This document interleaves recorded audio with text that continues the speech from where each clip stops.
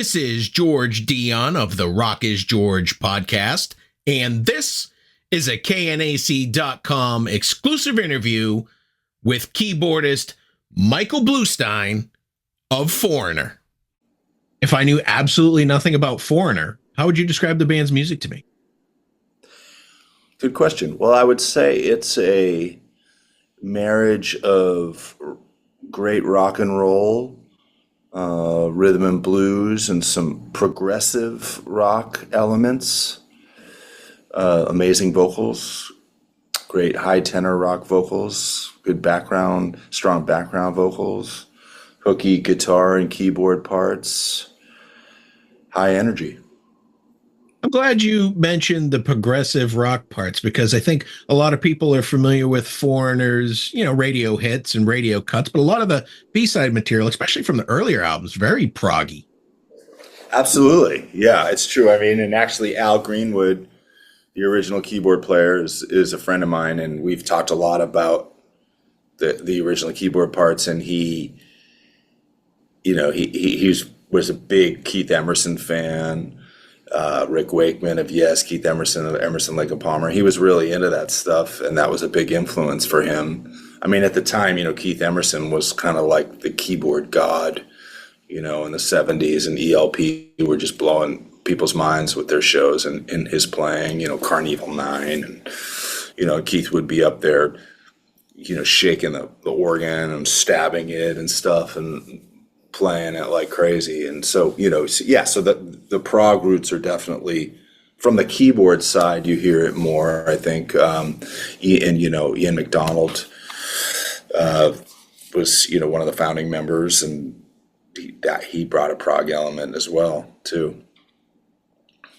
Foreigner is currently on tour with STYX and JOHN WAITE on the Renegades and Jukebox Heroes tour. How is it going so far? Great. Yeah, we just had a fantastic and very humid, hot show here in Charleston, South Carolina last night.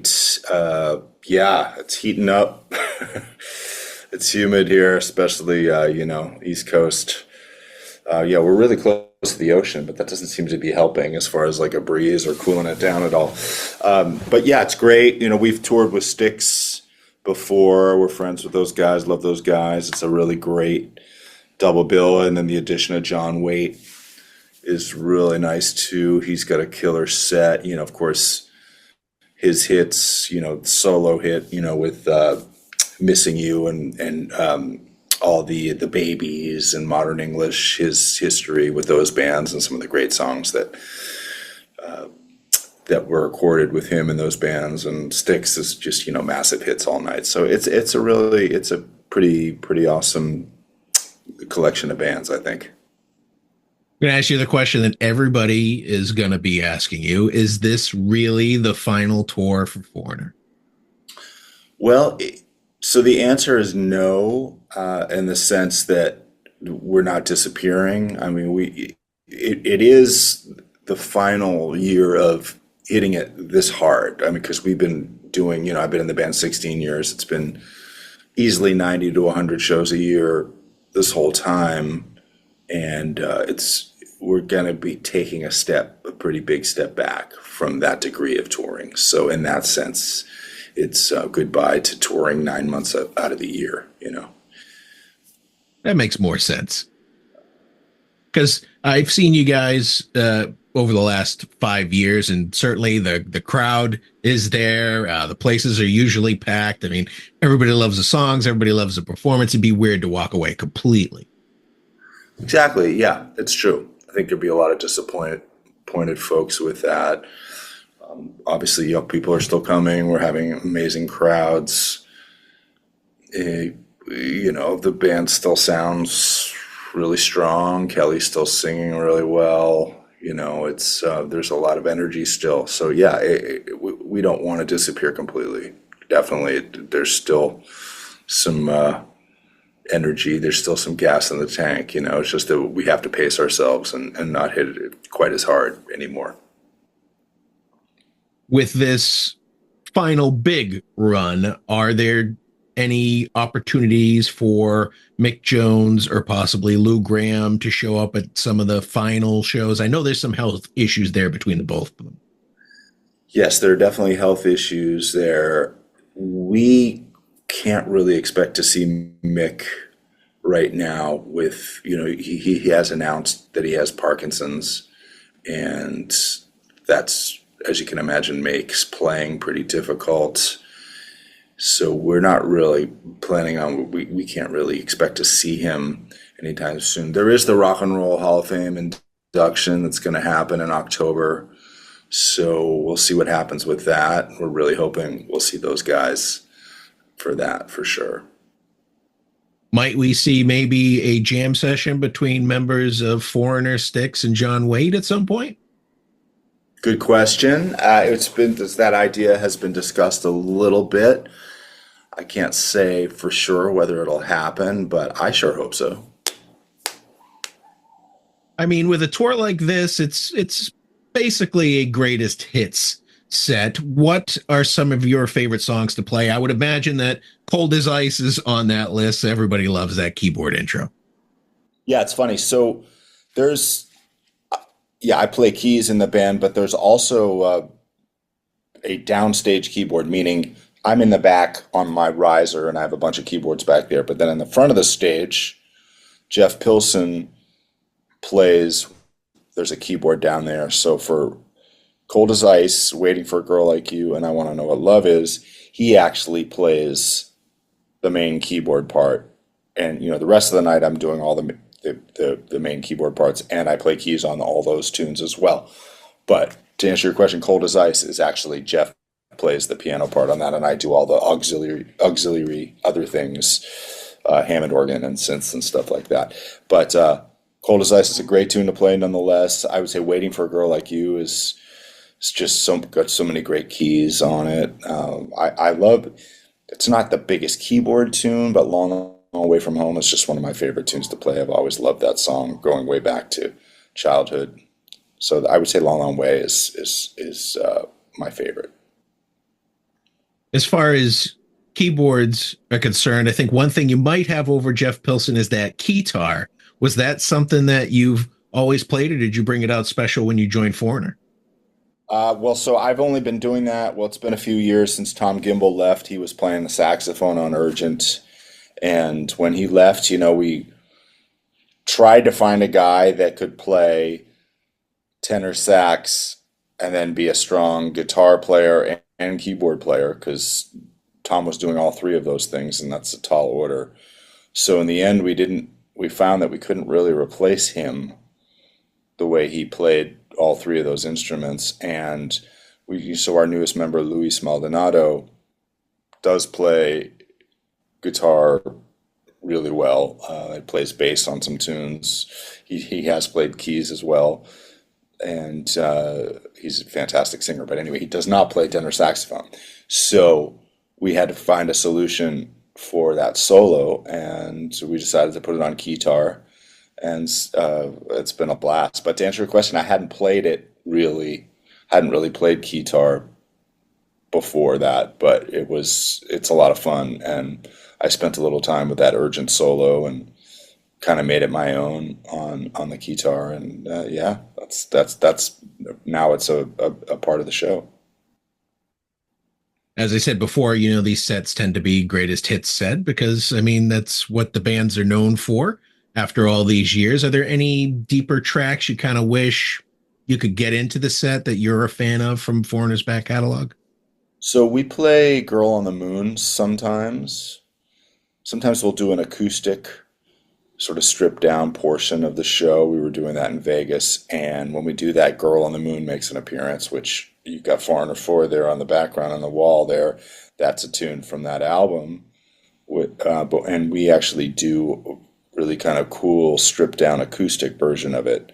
So that's one I love to do whenever we get the chance. So when the Foreigner tour concludes, or at least this particular Foreigner tour concludes, might there be chance of new music from the band? The last album you guys released was Can't Slow Down in 2009. I've I've spoken with both Kelly Hansen in the past and Jeff Pilson in the past. They hinted that maybe some singles are coming, but do you guys have a plan?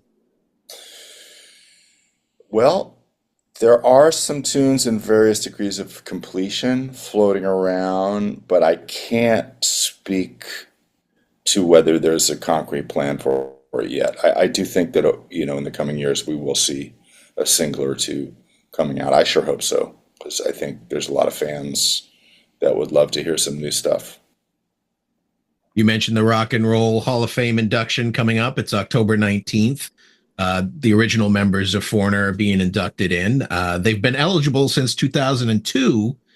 For some reason or another, they haven't made the induction till now, but this was actually a fan-driven campaign to get them in. And I think that kind of speaks as the popularity of Foreigner, because some of these fan-driven campaigns haven't worked. Yes, well said. I do think the fans are, there was voting online for us to get in, and I do think that was a factor for sure. And fans have been saying to us for years, what's the deal? Why aren't you guys in there? We wish you guys would get in there. And here it is. There's a lot of different factors. There's politics. There's who knows going on behind the scenes. But here it is. It finally happened, and we're psyched about it. And we definitely owe a lot to the fans for that, for sure.